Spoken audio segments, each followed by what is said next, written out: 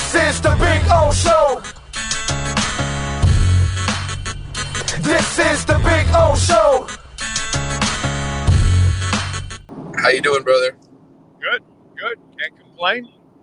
It looks like the Canes had one hell of a weekend with some commits. The running back that you predicted and others. Yeah, David Martinez, who's I think the number 2 running back to enter the portal at the end of last season. Quishon Junkins was the best one. He ended up at Ohio State. He's an all-SEC running back. But David Martinez, second team, all Pac-12, 1,100-yard rusher, really solidifies the running back position for Miami. And they've added weapons around Cam Ward. They went out. They brought in the leading receiver at Houston last year, Sam Brown, a guy who, like I said, led them receiving, played already in this offense under Shannon Dawson. So they got 2 guys on offense, and then they went out and brought in linebacker Jalen Alderman, who's a starter for Louisville. Of course, played in the ACC championship game and beat Miami last year. Alderman started 15 games. He's played for Derek Nicholson, who's Miami's linebackers coach. And then they went out and got Danny Hill from Marshall, a 9-game starter last season for the Thundering Herd, a guy who played for Miami's cornerbacks coach and played for Lance Guidry as well. So as I told you last week, as I telegraphed it or tried to telegraph it to our listeners here, that's exactly what happened. And, they're not done. They're still trying to add some defensive linemen. Kid out of Tennessee/Louisville. He ended up going to Louisville for a semester, back in the portal. Edge rusher with 6 sacks last year, Tyler Barron, and then a defensive lineman from Michigan State, Barrow, who's visiting here in the last 24 to 48 hours. So they're not done. They said goodbye to some guys that were bench guys that really weren't too productive. And, just making room, trying to get the best 85 on the roster, man. That's what Mario's trying to do. Yeah, no, I listen, it looked like, you got some guys, and these are the guys that you could get a little excited about because they're not recruits where, they're just coming in as freshmen. These are transfers, and they're coming in to help right away. And right. So that's a good thing, and especially the running back, too, because knowing that your stud is still coming back from a serious foot injury, that was really nice insurance.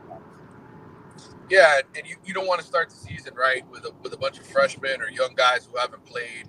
Mark Fletcher is going to be the man here eventually if he can recover fully from some of the injuries that he sustained here as a freshman. They like A.J. Allen. I thought A.J. Allen flashed. Think back to that touchdown where he hurdled over the defender. I think it was against Virginia. They like those guys, but you needed a number 1, especially if you're going to try to, win the conference this year and get to the college football playoff, which is what they're aiming for. So I think this was the right decision. They went out and they got Martinez, who's a hungry guy, really wants to prove himself. And let's face it, he's going to be running behind a better offensive line than he would have had if he stuck around Oregon State. So let me ask you, what's the next step now for Mario now? Is there a lull now and we just wait for camp? Well, there's recruiting.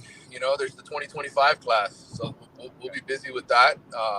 Miami's got a bunch of people that come in here at the end of May, beginning of June, in terms of the top 2025 and 2026 kids who are all, they make these decisions earlier and earlier. All this stuff goes on, and the summer visits are really, really important because that's when you lock guys in. And for the most part, yes, guys will still flip. You'll still see that happen as coaching changes occur, but the summer is really, I think, when a lot of guys who are the top guys make their decisions and say, okay, this is who I'm locking in with. So you want to be able to score some of those dudes here in the next few months.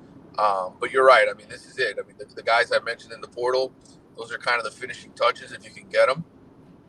And then, it's a matter of staying healthy, being ready for August 31st, getting guys, in those off-season weight programs and ready to go for the start of the season.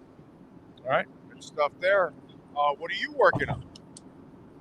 Well, I'm driving to Palm Beach County, helping out our NFL desk on a story that I can't reveal too much information on, but I am working on that. I just got off the heat, that debacle the last two games here in South Florida. I was at the arena for both of those games, and did a podcast yesterday with Kevin My Brockway. sympathies. What's that? My sympathies. Oh, yeah. I mean, that to be leading all of 56 seconds over 2 games is tough to swallow. But, Spoelstra's basically throwing a mash unit out there right now, right? I mean, there's nobody really available to him and completely shorthanded and almost a mission impossible. They had no business even win one game in this series. The fact that Stoll and Company won one game is a miracle in this series. Yeah. And I guess the bigger question for me is when I look at the Heat, it's like, well, what's their end game here? Because Jimmy's 34. There's a lot of wear on those tires. Is it Jamie Hawkwez? Is it Nikola Jovic? Is that where they're going with this? Is that the future of this team? See, so it'll be interesting. You know what the problem with the Heat is right now is that they are their own worst enemy, because they're the franchise that refuses to ever give up, refuses to ever reset, and they're always trying to win. And the problem is, over the last few years, you keep trying to win, but you don't have the assets to acquire what you really need in order to win big. Right. And then you're not willing to reset the team, which is what I don't mind. Dude. Go back to youth and don't re-sign Jimmy. If he becomes a dick, too bad over the next 2 years. Get out of that contract, bro. Yeah. Try to move on from Tyler and try to get more liquid and wait a couple of years. Develop Hyman, develop Jovic. We got another draft pick this year. Develop that. And then try to develop a core and then get liquid over the next couple of years once you get Jimmy, and then you could go out and buy a star. But if you're going to try to do that same shit again this offseason, where you're just going to try to patch it up, and you don't have the resources to trade for stars, and you have to, like the Lillard thing, you had to pray for him to do a James Harden, because that's really the only way he was going to force Portland and Miami. He had to be a dick. He wasn't willing to become a dick, so that's why he ends up in Milwaukee. But in the end of the day, if you're a dick, you will get your way. He wasn't really good. That's the only way they were going to get that guy. And now if you look at it, maybe he wasn't really the answer.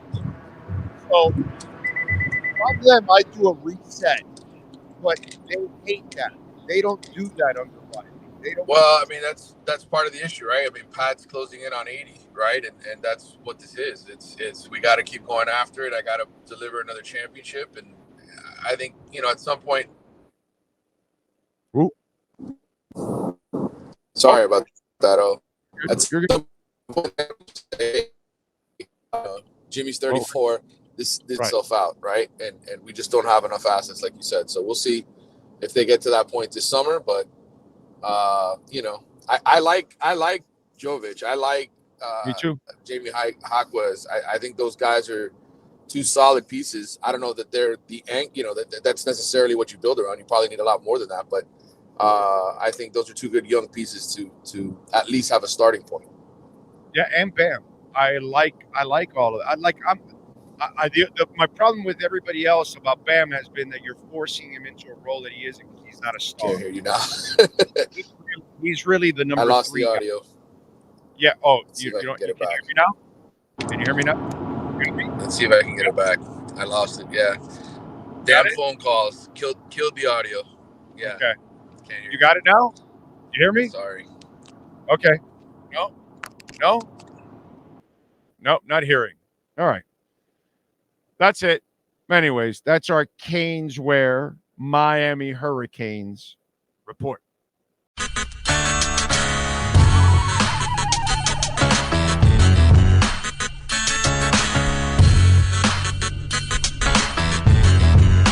This is the Big O Show.